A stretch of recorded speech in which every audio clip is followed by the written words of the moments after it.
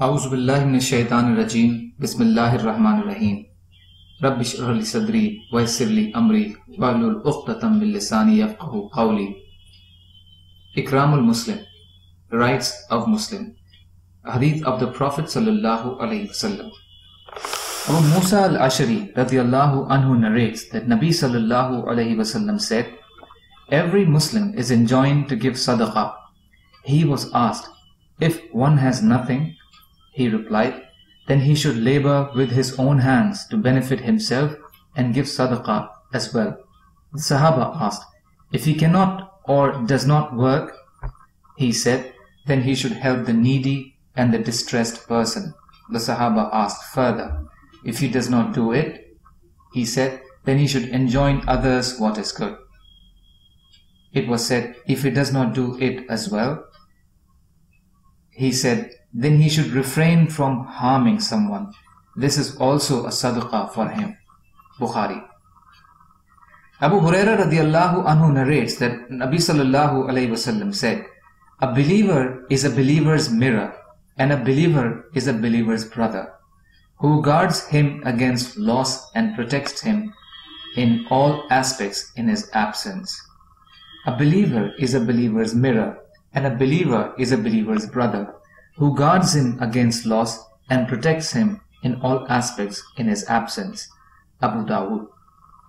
Anas radiyallahu anhu narrates that Rasulullah sallallahu alayhi wasallam said, "Help your Muslim brother whether he is an oppressor or is oppressed." A man asked, "O Nabi Allah, I will help him when he is oppressed, but how can I help him when he is an oppressor?" He replied, "You stop or prevent him from oppression, for indeed that is your help to him." Bukhari.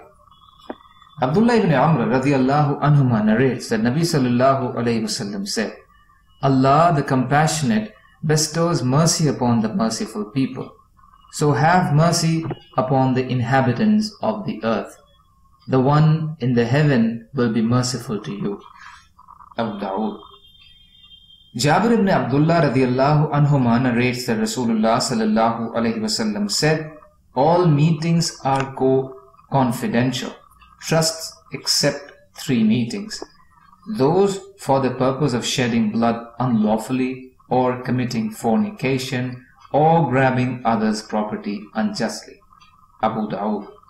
Note: it is not permissible to leak the secrets of a meeting. The 3 things that are mentioned in the hadith are the purpose of the illustration only. The objective is that if in a meeting there is conspiracy for wrong or evil and you happen to participate in it, then never keep such matters secret. Ma'ariful Hadith. Abu Huraira radiyallahu anhu narrates that Rasulullah sallallahu alayhi wasallam said, "The believer is one from whom people are safe in respect to their lives and wealth. The believer is one from whom people are safe in respect to their lives and wealth." Nasai. Abdullah ibn Amr radiyallahu anhuma narrates that Nabi sallallahu alayhi wasallam said, "A Muslim is the one from whose tongue and hands other Muslims are safe, and a muhajir, meaning an immigrant, is the one who abandons all that Allah has forbidden." Bukhari. Abu Musa radiyallahu anhu narrates that a Sahaba radiyallahu anhum asked, "O Rasulullah, whose Islam is the best?" He replied, "From whose tongue and hands other Muslims are safe." Bukhari. No. Causing trouble with the tongue includes jesting, accusing, rebuking, while causing trouble with hands includes beating unjustly, grabbing others' wealth and property wrongfully, and the like. Fathul Bari.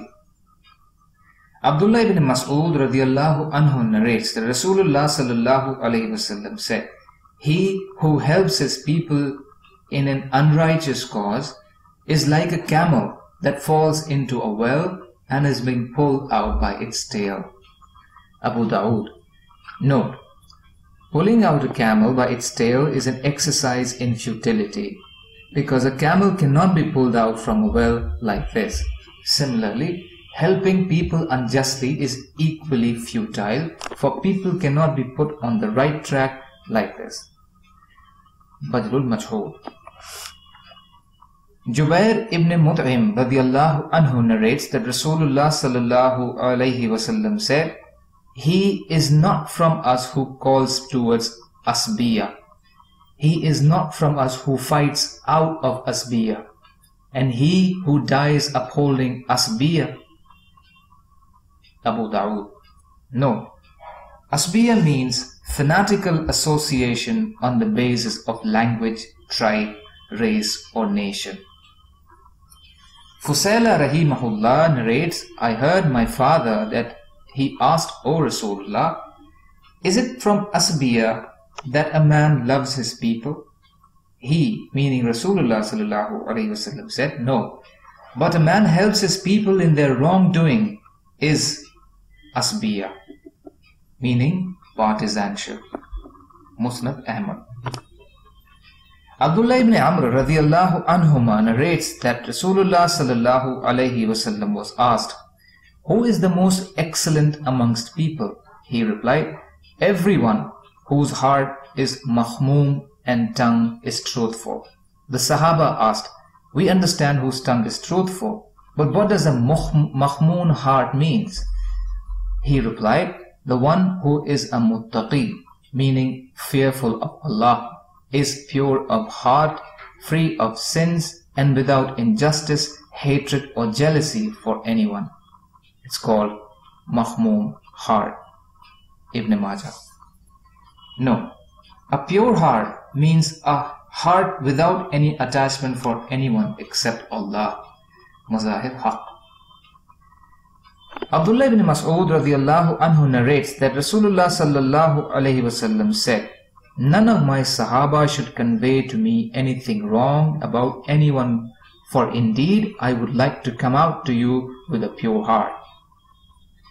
None of my Sahaba should convey to me anything wrong about anyone, for indeed I would like to come out to you with a pure heart, free of ill feelings. Abu Dawood. Anas bin Malik radiyallahu anhu narrates that while we were sitting with Rasulullah sallallahu alaihi wasallam, he said, "A dweller of paradise will come to you now." Then a man from Ansar came, and from whose beard drops of water of ablution were falling, and he was holding his shoes in his left hand. The second day Nabi sallallahu alaihi wasallam repeated his words as the same Ansari came in the same condition he had the previous day. The third day Nabi sallallahu alaihi wasallam repeated the same words as that Sahabi came out in the same condition. When Nabi sallallahu alaihi wasallam stood up, Abdullah ibn Amr radiyallahu anhuma followed this Ansari to his house and said to him, "I had a quarrel with my father, and I have vowed that I will not go to him for 3 days. If you allow, let me stay at your house till my oath is fulfilled." He said, "Very well." Anas radiyallahu anhu narrates, Abdullah mentioned that he spent 3 nights with that Ansari, but did not see him worshipping at night, except that when he awoke and changed his side on the bed, he praised Allah Azza wa Jal and said, "Allahu Akbar," meaning Allah is the greatest, until he got up for Salatul Fajr from his bed. Abdullah said, "I did not hear him saying anything except good. When 3 nights had passed, and I considered his deeds to be quite ordinary, I said to the Ansari, 'O slave of Allah, there was no quarrel and separation between me and my father. But I heard Rasulullah sallallahu alaihi wasallam saying that the dweller of paradise is coming to us, and you came out on all 3 occasions. So I decided to stay with you and see what special deed you perform. However, I did not see you doing anything extraordinary.